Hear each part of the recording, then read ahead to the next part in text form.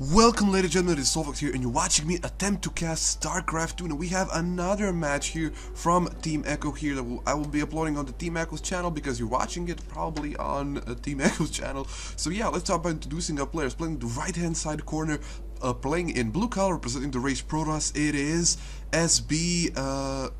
Neutron. So yeah, SB Neutron. That is probably some kind of clan name or something along those lines. Maybe even a team name. Unfortunately, I wouldn't know about that. I have only seen his name first now. I didn't do any research, unfortunately. And playing on the other side of the map, the legend, it is HORDEon. And again, he's playing Zerg and playing the red color. My most favorite player in really all of the Team Echo, and I could even say that one of my most favorite players in total. Even I like him even more than I like HORDEon. I mean HORDEon Stefano, just because he's well, he's number one. He's a Team Echo player. Number two, I've casted so many replays of him that I know his gameplay. I know the way he plays. Like, I know the way he plays. So yeah, what do we see from our Terran player here? I mean Protoss player, excuse me. He's probably gonna go for Forge Fast Expand here in the natural base. See the pylon down at the natural base expansion here, down the ramp here, and that is always a good thing to go against a Zerg that is probably gonna go for an expansion very early on here. We don't see that expansion coming down from our Zerg player here, HORDEon. He's going for spawning pool first, so he will have that queen out just a little bit before her here, and it also makes Neutron. I need to stop pronouncing that. X is gonna make him just a little bit wary of attacking early because his opponent will have early links, and he's trying to block off this natural expansion of HORDEon here, being successful, relatively successful, but that probe is getting hurt like a motherfucker because HORDEon is actually microing this very well. He managed to delay the expansion by a few seconds here, nothing substantial here, because HORDEon did queue up another overlord here because he lost a few seconds while he was trying to chase off that probe. What is the thing you need to do? In the meantime, his opponent is going for Forge down at the natural expansion as well as a Nexus first here, which is not uncommon to see when you're going against a hatchery first. But the thing is, he didn't go for hatchery first. He went for spawning pool first. And if HORDEon actually wanted, he could have actually punished this by some early links here. But at the moment, we see that he's deciding only to go for one queen and two Zerglings like any other Zerg player would do. But it's his position, and it's his position, not position, it's his opinion, because as you can see, the Forge only now finished, and if those Zerglings were out just a few seconds earlier, he might have gotten there before the cannon was complete here. As you can see, the cannon is not complete. It's going to be complete in maybe 30 seconds here, and a big third expansion coming on the left side of the map on Cloud Kingdom, I believe. Yes, this is probably Cloud Kingdom. If it's not Cloud Kingdom, maybe it's in Doomed Valley. I don't know, excuse me. I have a really hard time keeping track of what the hell the name of these maps are. In the meantime, this cannon is going to be finished, and he's going to drive away this poor overlord here that is being so useful to his master and scouting the timing of this Nexus as well as other things here. Probably scouted the timing of the gateway going down here and the cybernetics core going down next to the gateway, as well as he's taking some double gases on his main base here. So he's gonna get some early gas here. Well, I wouldn't call it early gas because he's going for Forge Fast Expand, but going for 2 gases before you go for your second gateway here or any further teching or even a robo base. He's only now put down his cybernetics core, is in my opinion kind of unusual here. We'll see what he decides to do here. He might go for fast robo or on fast colossi, but it doesn't matter. In the meantime, HORDEon doesn't have any gases for what I see. He doesn't have any gases. He's working on his third base here. He has his second queen on the way here, I believe, at natural. Yes, there is the second queen here. The third queen should be popping out in just a minute or so when that third base is finished. It's probably finished by time. Yes, it's finished in 3, 2, 1 and finished. In the meantime, Neutron is going for his second gateway, probably. Where's the second gateway? No, he's going for Warp Gate Research, excuse me, here. So yeah, he will be playing a very safe game here. This is such a standard build that I literally watched the game 5 minutes ago just to see if I will cast it. It was similar length to this game, which I'm not going to reveal the length of this game, but you will probably see the length of the video, so it really doesn't matter. I saw a game 5 minutes ago, and the same thing happened, really the same exact thing. HORDEon did the same exact thing, went for 3 early bases here so he can get that economic lead because his opponent has shut them out with those with that cannon here and with that effective wall off. And if he only put down 1 probe here, but he actually doesn't have to put that 1 probe down because there is nothing here to attack only except of those 2 Zerglings here, and that cannon will be able to take care of them. In the meantime, he's going for 2 gases on his natural expansion, as well as moving his stalker out to see if there's any overlords here. I believe there's only 1 overlord here lurking here. He saw the expansion of those gases, but look at this, he's going for a Dark Shrine. Where's his Dark Shrine? It's hidden in his base along with the Twilight Council. That is awesome here. Why didn't I see the Twilight Council? Excuse me. So Hardin is going for his Roach Warren here, and he researched Lair. Oh my god, he didn't research Lair, so he can't morph into Overseer, or he didn't put down an Evolution Chamber. That's gonna be so big when those, how do you call them? God damn it! But now he scouted them. Oh, he scouted the Dark Shrine here. Did he see it? Yes, he saw it, and now he knows the Dark Shrine is here. Even though his supply block, he knows that he needs to throw down an Evolution Chamber here, or he needs to evolve into Lair, and that's exactly what he's doing. He's evolving to Lair so he can put down those Evolution Chambers, so he can morph those Overlords into. And now suddenly Neutron is in very bad position because this got scouted here, and I think if I were him, I would cancel this Dark Shrine and go for more gateways. He's going for 3 additional gateways here, I believe, and a Robo Bay at his natural expansion, if I'm correct. Yes, natural expansion here. So he might not decide to use this Dark Shrine in its full potential as he might have wanted to use it, because the Evolution Chamber is going to be completed here. He will be able to put down spores in his base. So Hardian has done a good thing, sacrificed down 1 Overlord. That was such a crucial point in this game that I don't think that Neutron is going to be able to pursue with this with this thing that he had in mind. He might just want to go for an all-in play here because he has 2 bases, great gas situation, he has some mineral in the bank, but also has Hardian. Hardian has not been taken up extremely here. He's only gone for that 1 Evolution Chamber, as well as Roach Horn here researching, plus 1 Carapace here, so he has not decided what he's gonna go and play against here. He doesn't know what he's gonna play against here, so he doesn't know what he's gonna play as, what his composition is gonna be. But look at so Dark Temple just running around through those excuse me, links, and my throat is extremely dry here. Let me just try and focus you on these Dark Templars while I have a sip of my water. So those Dark Templars are running in the base. That is better. So 1 at the natural, 1 at the main, and 1 at the 3rd base here. They're gonna wreak so much havoc here, but I think that Hardian will be able to deal with it because he's putting Sparklers down. He's not morphing any Overlords at this point in time. He's only morphing 1 Overlord to cover the natural and the main base here. But that Queen is so slow in taking out that Overlord here, and that Dark Templar did so much damage here. Let me see how many drones he killed. He killed 20 workers with those 3 Templars here, which is so huge. Even though it was scouted that the whole plan paid off, because he only warped in a few Dark Templars, but they did such a great thing, and that was a bad play from Hardian here. I really gotta say, even 1 Dark Templar surviving here at the side of the map, this pylon is gonna get taken out, and really a good play from Neutron here, because he is trying to extend here, and a great play also for Hardian to block off the 3rd base expansion here for a few seconds. And yeah, the only thing that Hardian did wrong in this game was actually to, and now he's attacking here from the side here. There is a lot of units here, but that's not enough to actually protect against this. Those Immortals are not so effective against those links here that run into natural expansion, going for the middle line, straight from middle line, while those roaches delay the other units here from attacking the other units in the mineral line. He's gonna kill so much probes if he decides to micro them correctly, but he doesn't have enough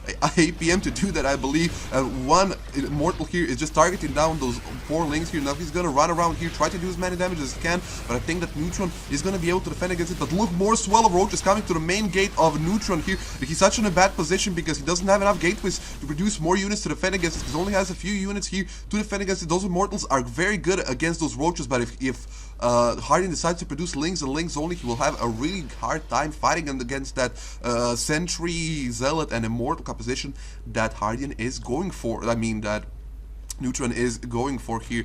So yeah, even though the Dark Templar, the Dark Shrine did so much damage with the drone production capability of a 3-base Zerg with a Macro Hatcher in his main base, he can drone up very easily here. He has more minerals to actually make so much units here and attack his opponent. He can actually break through this base very easily here because there's nothing to defend against it. There's only a few Stalkers and a few of those Zealots here, and if he lures a few of them out and tries to separate them with those links, he might be able to just close this game out now and for all. And let me see how much damage he actually suffered here. No, that is not the correct the correct tab. What is the correct tab here? Let me just check for a second. Units lost here. Let us see. L. Units lost. So even though Hordeon lost more units than his opponents, actually Hordeon lost just a few more units than his opponents, a few more resources than his opponents. They're kind of even here, even though Neutron killed so many of his pros. But we will see what decides to happen. And Neutron does a very big mistake here. I think he advances through his base. I don't think he does. He see this whole army. Does not see his whole army. Hordeon is waiting for him. He's gonna attack here now. He's gonna surround with those link if he is able to see. Bad force of trying to split off the army, but those he manages to split off the army here. Those roaches are gonna get targeted down. Those links can't do anything. A few roaches remain behind those force fields. He'll trying to morph in some units here to try to defend against this, but I think the Hordeon gets it into trouble because there's not enough force fields for Neutron to actually code against this. Those roaches manage to target down those immortals. They're gonna be able to do so much damage to the rest of the army here, but Hordeon's forces are still melting against this swell of stalkers that Neutron has. A nice little micro to keep that immortal alive as much as he can, blinking into those roaches to kill him off once and for all. And now Hordeon is in a bad position because those great force fields that Neutron had, he's not taking his third base at this point in time because Hordeon is again sacrificing one overlord to block this third expansion. And even though Hordeon is in the advantage, he has 3 bases, 1 base more than his opponent. He started producing those infestors as well as pathogen glands. He's kind of in a bad position because this base can outright try and kill his opponent here. I don't know why he's not doing that at this point in time. He could make a few Dark Templars and a few more Immortals to just attack his opponent outright here, but he's deciding not to do that.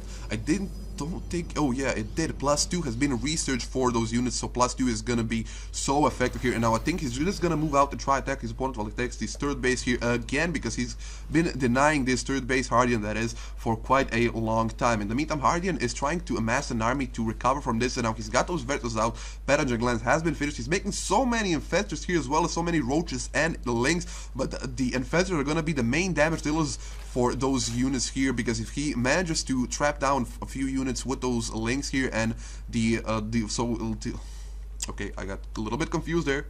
I need to apologize myself. If he manages to trap a few units with those links, he will be able to do so much damage with those other things that the infestors can do that are called infestor and fung growth here. But again, Hordeon is not known for being overly aggressive player. When he sees that his opponent is vulnerable, when he sees that he's done a lot of damage, even if he destroys like one base, if he destroys his opponent's third base 2 times in a row, he will not go in for the killer blow, even though he can go for the killer blow. He decides to wait back, and he will decide to max out his army before he attacks. And he's very close to that, even though he supply blocked just a little bit because of losing all of those overlords in the game so far here.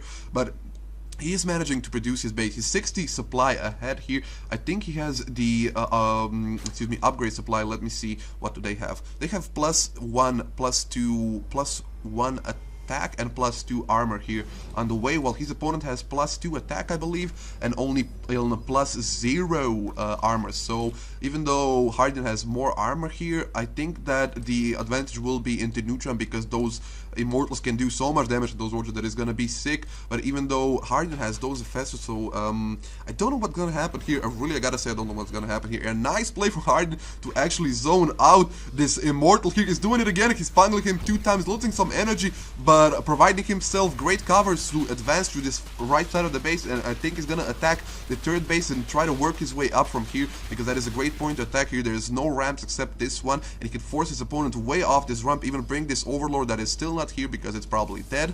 I thought that he had overlord somewhere around here, but he doesn't have. He might just want to force in through here, get an overlord to have high ground sight, and just attack his base. And you can see Neutron is moving all of his units to the third base. I kind of prefer that he split his bases, split his units a little bit to here, or just put them around here so he can get great mobility here.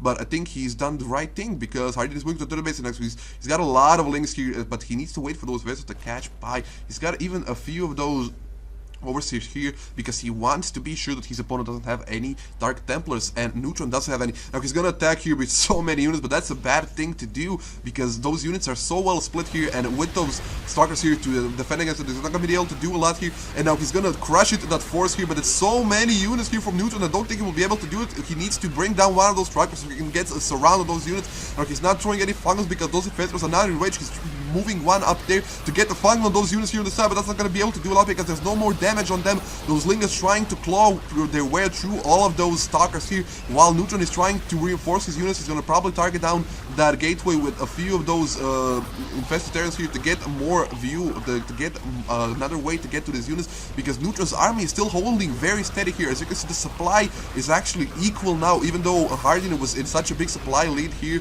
That is so sick, but Hordeon is making 50 lings at a time. That is so great for him, but he's using those infestors all up. They have no more energy. There's almost no more units here for Hordeon, only full Roach standing here, but all of those infestors are going to be able to do more damage, will be able to delay this army from Neutron from killing those infestors. But now he's morphing in a few Stalkers here. He's going to blink in and kill a few of those infestors before those lings manage to arrive here, but he's got so many lings on the way. He's got 60 lings in production. Now they're finished. They're probably going to make their way across the map, try to defend those infestors from those Stalkers. He's going to be able to get us around here because he just blinked. He doesn't have blink available. If he gets around, he will be able to kill them off instantly here, but he's going to sacrifice those Stalkers for the attempt to kill those infestors. He managed to kill a lot of them. There's only 7 of them alive, excuse me. So he did a good thing here, and Neutron is managing to hold here. Hordeon is only now going for 4th base. He was so confident in his win. He didn't go for 4th base. He's going for a Greater Spire here, and what I want to see from Neutron is go for some kind of a switch here, because he needs something to attack those broodlords that are definitely on the way here. Those 8 gases are going to be so crucial here for those broodlords. Even though Hordeon has a big bank here, he doesn't have a lot of gas. So again, Neutron is in a good position here. If he just continues to mass produce Stalkers, he's kind of gonna be able to defend against this. But the thing he's not doing, he's not researching his stuff here. He only has +1 armor and +2 weapons, and he can be researching it as well as Hordeon. He's not researching his upgrades here. He only has he's researching +3 carapace here. He has +1 attack here, so he's already in the lead with the upgrades here. And look, 2 more Dark Templars being morphed in from our Protoss player, excuse me, here on the side. Probably no, that's a scouting Stalker, so he's gonna try to harass his opponent even more here. We're just gonna keep them from some kind of defensive purposes here, but he will probably go and harass, because you can't use those not Stalkers, those Dark Templars for defense. Again, Hordeon is back here from the right side. This is gonna get spotted by Neutron. A bad thing. I mean, it's gonna cost him just a few more units. It's gonna cost him a few more seconds here. But Neutron is in a bad position. He's not split his army correctly here. He's moving out from cover here. This is a great chance for Hordeon to attack here, because all of those units are clapped up. A few of those fungals will go a long way here. Now he needs to attack this army. Fungal. He fungals the Immortals here. Good force is going down, but I think those infectors are enraged. Throw those fungals down, and now the Overseer come here, and I think that Hordeon will be able to deal with it. There's not a lot of units for Neutron here to defend against this. He needs to really pull back. Those Immortals are getting targeted down, as well as those Stalkers. They're falling rapidly here, and now GG! Oh me G0, bro! He's shouting. He has left the game. No GG from Neutron here, only saying Zir, Zerg, OP, TP, ER, TP, QWERTY has left the game. So I hope you enjoyed this cast, because my voice hasn't enjoyed this cast. This has been a terrible cast for my voice, but we already saw. But okay, now let me concentrate. Hordeon displayed some great plays here, even though Neutron displayed some amazing micro here, amazing positioning here. He manages to position his units here, so he deflected that whole army of Hordeon here. If he only managed to kill those infestors, he would have destroyed this whole force with ease. So okay, this is the end. I hope you enjoyed this episode of this cast. My name has been Solfax from Team Echo. Be sure to check their channel on YouTube. I believe it's www.youtube.com/Team Echo. Yes, Team Echo. So TEMAEACHO.